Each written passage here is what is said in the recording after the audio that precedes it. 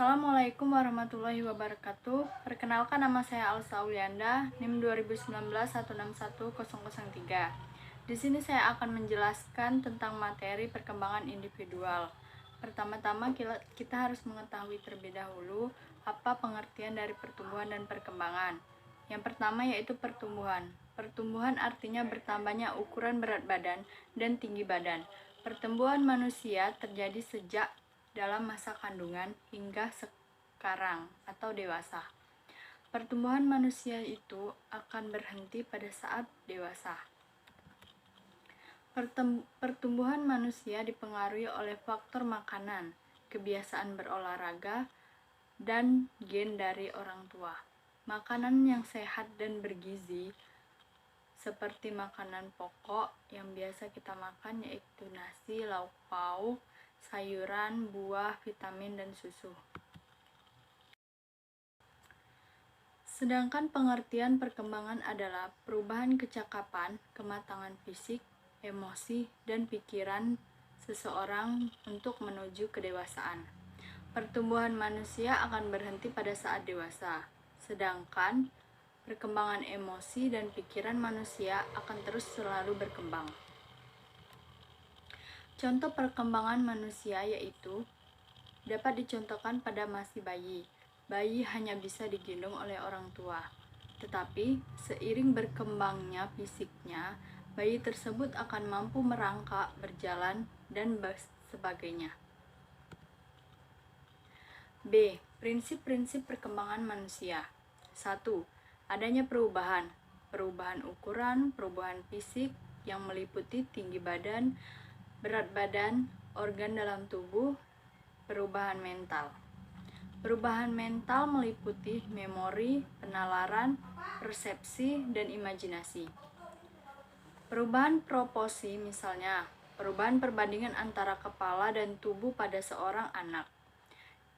Hilangnya ciri lama, misalnya ciri egosentrisme yang hilang dengan sendirinya dengan berganti dengan sikap proporsial. Mendapatkan ciri baru.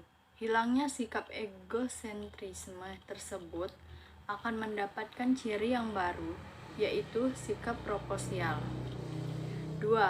Perkembangan awal lebih kritis daripada perkembangan selanjutnya. Hasil belajar dan pengalaman merupakan hal yang dominan dalam perkembangan anak tersebut. Dasar awal cepat menjadi pola kebiasaan. Hal ini tentunya akan berpengaruh sepanjang hidupnya dalam penyesuaian sosial dan pribadi anak tersebut. Dasar awal sangat sulit berubah, meskipun hal tersebut salah. Semakin dini sebuah perubahan dilakukan, maka semakin mudah bagi seorang anak untuk mengadakan perubahan bagi dirinya. 3. Perkembangan merupakan hasil proses kematangan dan belajar.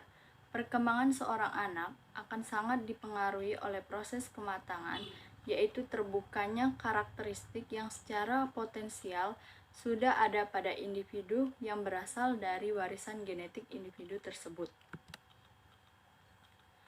4. Pola perkembangan dapat diramalkan.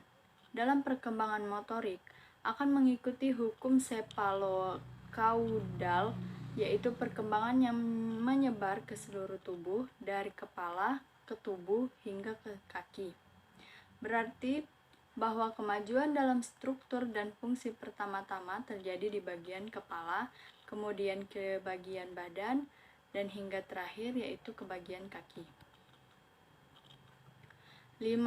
Pola perkembangan mempunyai karakteristik yang dapat diramalkan. Semua anak mengikuti pola perkembangan yang sama dari satu tahap menuju tahap berikutnya. Bayi yang berdiri sebelum dapat berjalan, menggambar lingkaran sebelum dapat menggambar segi empat. Pola perkembangan ini tidak akan berubah sekalipun terdapat variasi individu dalam kecepatan perkembangannya. 6. Terdapatnya perbedaan individu dalam perkembangan. Walaupun pola perkembangan sama bagi semua anak, akan mengikuti pola yang dapat diramalkan dengan cara dan kecepatannya sendiri. Beberapa anak berkembang dengan lancar, bertahap langkah demi langkah, sedangkan lain bergerak dengan kecepatan yang melonjak, dan pada anak lain terjadi penyimpangan. Perbedaan ini disebabkan karena setiap orang memiliki unsur biologis dan genetik yang berbeda-beda. Kemudian juga faktor lingkungan yang turut memberikan kontribusi terhadap perkembangan seorang anak tersebut. 7. Setiap tahap perkembangan memiliki bahaya yang potensial. Pola perkembangan tidak selamanya berjalan mulus. Pada setiap usia mengandung bahaya yang dapat mengganggu pola normal yang berlaku.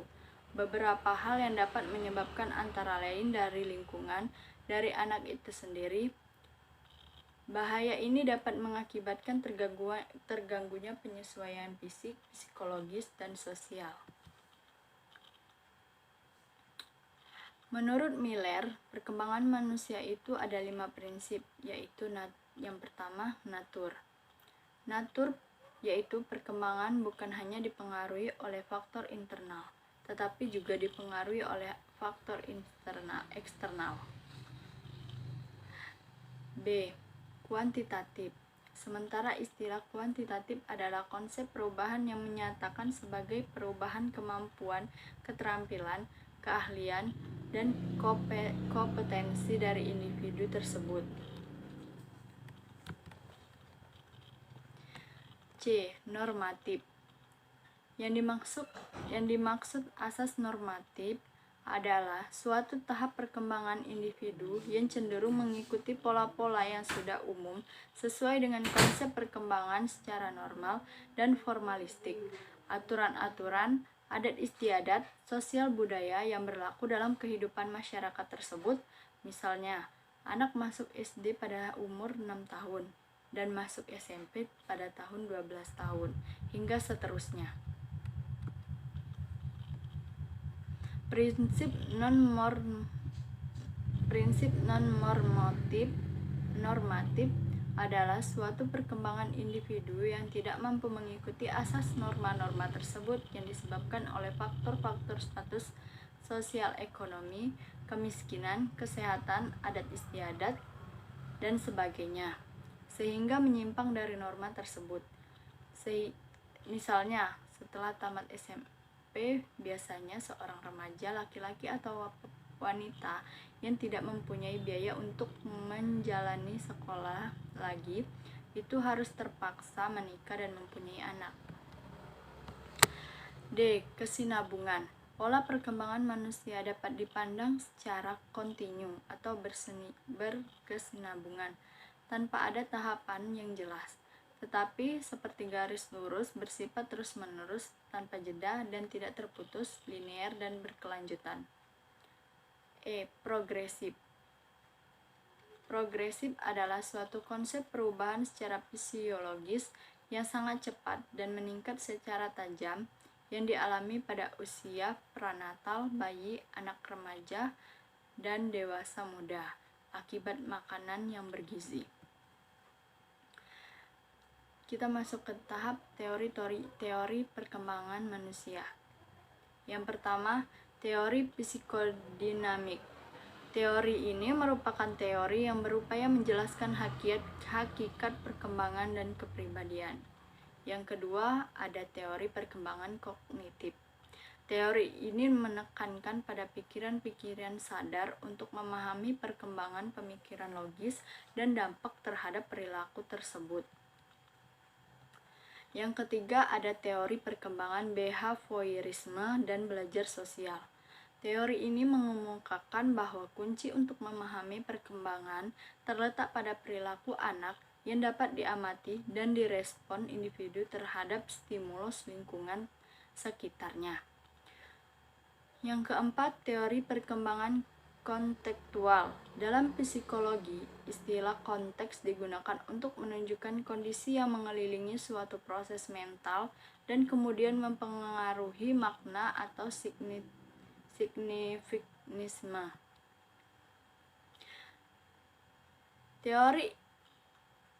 Teori kontekstual memandang perkembangan sebagai proses yang terbentuk dari transaksi timbal balik antara anak dan konteks perkembangan sistem fisik, sosial, kultural, dan historis di mana kejadian itu terjadi. Yang kelima ada teori perkembangan konstruktivis sosial. Teori ini merupakan teori yang menekankan pengaruh lingkungan sosial dan budaya pada perkembangan. Yang keenam, model-model transaksional perkembangan. Teori ini menjelaskan pembentukan hasil-hasil positif dan negatif bagi anak-anak dan khususnya pembentukan perilaku-perilaku anak tersebut yang tidak biasa. Kita masuk ke dalam tahap perkembangan dalam ilmu psikologi. Yang pertama ada tahap perkembangan kognitif, yaitu perubahan yang variasi dalam proses berpikir dan dalam kecerdasan termasuk di dalamnya rentang perhatian, daya ingat, kemampuan belajar, pemecahan masalah, imajinasi, kreativitas, dan keunikan dalam menyatakan sesuatu dengan menggunakan bahasa yang santun. 2. Tahap perkembangan psikologi emosional, yaitu tahap perkembangan seseorang berupa perkembangan berkomunikasi secara emosional, memahami diri sendiri, kemampuan untuk memahami perasaan individu lain, pengetahuan tentang individu lain, keterampilan dalam berhubungan dengan individu lain, menjalin persahabatan, dan pengertian tentang moral.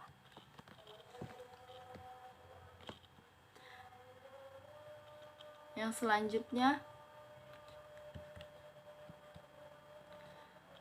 tahap perkembangan seorang bayi pada saat sejak umur lahir atau baru lahir sampai dengan 18 bulan.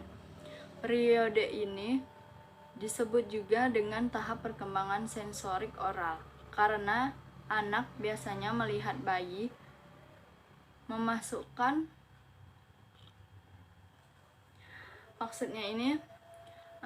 periode ini disebut juga dengan tahap perkembangan sensorik oral karena pada saat kita melihat bayi memasukkan segala sesuatu ke dalam mulut, sosok orang tua memainkan peranan terpenting untuk memberikan perhatian positif dan penuh kasih sayang kepada anak tersebut dengan penekanan pada kontak visual dan sentuhan. Jika periode ini dilalui dengan baik, bayi tersebut akan menumbuhkan perasaan percaya pada lingkungan dan melihat bahwa kehidupan ini pada dasarnya baik. Dan sebaliknya, bila gagal, individu memiliki perasaan tidak percaya atau anak itu tidak memiliki rasa percaya dan akan melihat bahwa dunia ini adalah tempat yang mengecewakan dan penuh frustasi. Yang keempat, tahap perkembangan seorang kanak-kanak awal dari umur 18 bulan sampai dengan 3 tahun. Di masa ini, individu berkesempatan untuk belajar tentang harga diri dan otonomi. Seiring dengan berkembangnya kemampuan mengendalikan bagian tubuh dan tumbuhnya pemahaman tentang benar atau salah. Salah satu keterampilan yang muncul di periode ini yaitu kemampuan berkata tidak. Sekalipun tidak menyenangkan individu tua, hal ini berguna untuk mengembangkan semangat dan kemauan anak tersebut. Yang kelima, tahap perkembangan seorang usia bermain pada umur 3 sampai dengan 5 tahun.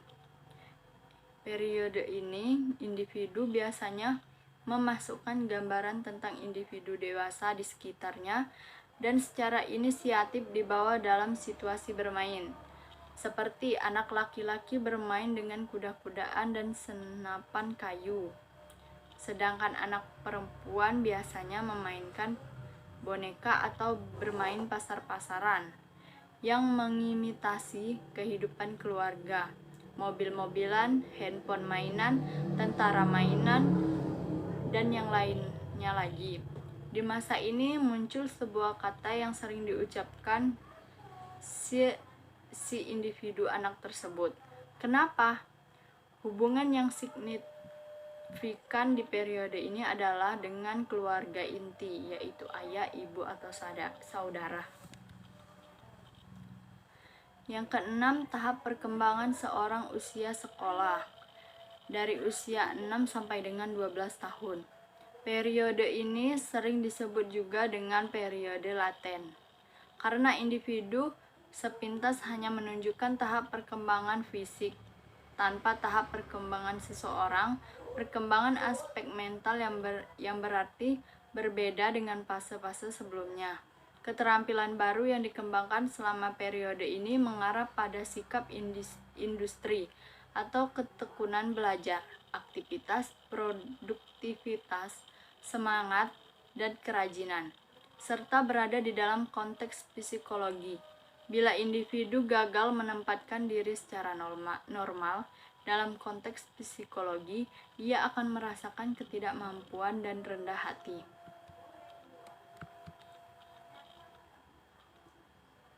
7. Tahap perkembangan seorang remaja pada usia 12 tahun sampai dengan 18 tahun. Bila sebelumnya tahap perkembangan seseorang berkembang lebih berkisar pada apa yang dilakukan untuk saya, sejak tahap perkembangan seseorang ini, perkembangan tergantung pada apa yang saya kerjakan. Karena di periode ini individu bukan lagi anak, tetapi belum menjadi dewasa. Hidup berubah sangat kompleks karena individu berusaha mencari identitasnya, berjuang dalam interaksi psikologi, dan bergulat dengan persoalan-persoalan moral. Yang ke-8, tahap perkembangan seorang dewasa awal, yaitu usia 18 tahun dan 35 tahun hingga 35 tahun. Langkah awal menjadi dewasa adalah mencari teman dan cinta, hubungan yang saling memberikan rasa senang dan puas, utamanya melalui perkawinan dan persahabatan. Keberhasilan di tahap ini memberikan keintiman di level yang dalam. Sekarang kita akan masuk ke dalam faktor-faktor yang mempengaruhi perkembangan manusia. Yang pertama, faktor perkembangan internal.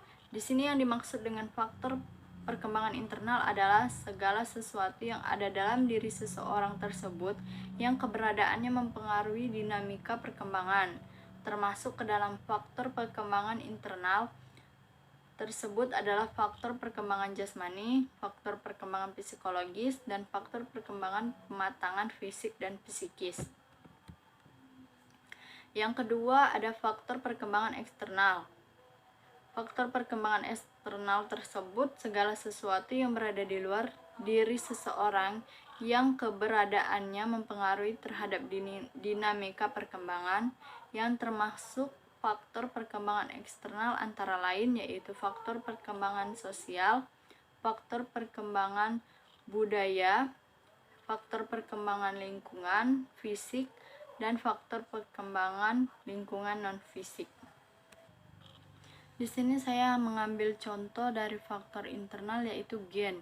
Gen merupakan substansi pembawa sifat yang diturunkan dari induk ke generasi selanjutnya.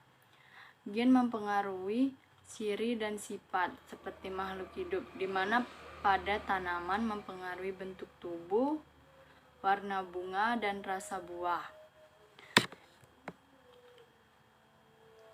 Jika pada faktor eksternal yaitu nutrisi. Nutrisi merupakan bahan baku dan sumber energi dalam proses metabolisme tubuh. Seperti tanaman yang membutuhkan nutrisi berupa air dan zat hara yang terlarut dalam air. Melalui proses fotosintesis, air dan karbon dioksida diubah menjadi zat makanan. Zat hara tidak berperan langsung dalam proses fotosintesis, namun sangat diperlukan agar tanaman dapat tumbuh dan berkembang dengan baik. Yang ketiga ada faktor perkembangan pembawaan. Pada waktu seseorang lahir, membawa berbagai kemungkinan potensi yang ada pada dirinya. Secara umum, kemungkinan potensi yang ada pada seseorang yang baru lahir yaitu kecerdasan, bakat-bakat yang khusus, jenis kelamin, jenis ras, sifat-sifat fisik, sifat-sifat kepribadian, dan dorongan-dorongan. Yang keempat itu ada lingkungan sekitar. Kehidupan manusia, khususnya seseorang dibutuhkan banyak berinteraksi dengan seseorang lainnya. Lingkungan fisik banyak mempengaruhi perkembangan seseorang. Faktor perkembangan lingkungan seperti halnya alam sekitar disebut sebagai faktor perkembangan eksogen. Pada seseorang usia ini, seseorang sudah siap memasuki dunianya, yaitu masuk ke dalam dunia berkomunikasi. Yang kelima, itu berpengaruh pada orang tua, budaya, dan agama. Orang tua sebagai guru alamiah akan mampu melihat dan mengerti serta menanggapi kemampuan anak. Melalui berbagai komunikasi serta interaksi dengan orang tua, akan terbentuknya sikap, kebiasaan, dan kepribadian anak tersebut. Selain itu, ada juga faktor perkembangan lingkungan yang secara tidak langsung mempengaruhi perkembangan seseorang, seperti halnya dengan kebudayaan.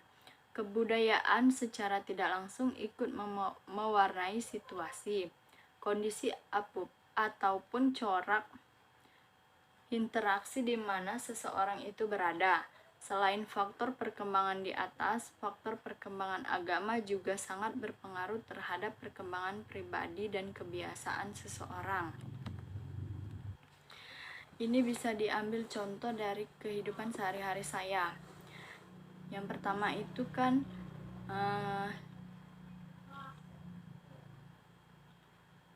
orang tua sebagai guru alamiah. Jadi saya diajarkan untuk bersikap dan membiasakan diri bersopan santun terhadap tetangga dan orang-orang yang lebih tua dari saya, walaupun mungkin itu kita tidak kenal ataupun kenal. Yang keenam, faktor perkembangan turunan atau warisan. Biasanya itu yang pertama bentuk tubuh dan warna kulit. Gen dari orang tua akan mempengaruhi jasmani dan tidak bisa diubah oleh teknologi secanggih apapun. Seperti misalnya kulit orang tua kita itu ada yang sawo matang, ada yang kuning langsat. Nah, di situ pasti anaknya ada satu atau dua yang mengikuti gen dari salah satu orang tuanya. Seperti saya yang mengikuti gen dari orang tua laki-laki saya yang berkulit sawo matang. Yang kedua yaitu ada sifat-sifat. Warisan dari orang tua sama halnya dengan bentuk tubuh dan warna kulit, tidak dapat diubah. Tipe manusia berdasarkan sifat menurut Edward Sperenger adalah manusia ekonomi, teori, politik, sosial, seni, dan agama. Yang ketiga, inteligensi, yaitu kemampuan umum untuk menyesuaikan terhadap situasi atau masalah.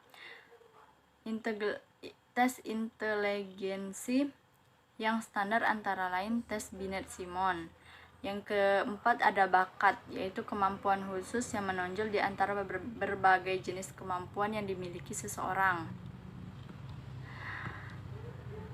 Bakat dapat diketahui dari tingkah laku seseorang atau dengan tes bakat. Bila seseorang tidak diberikan kesempatan untuk melatih bakatnya, maka bakatnya tersebut tidak akan mungkin berkembang. Baiklah, itu dia penjelasan materi dari saya yang berjudul perkembangan individual. Saya ucapkan mohon maaf jika ada yang salah dan kurang. Saya ucapkan terima kasih. Assalamualaikum warahmatullahi wabarakatuh.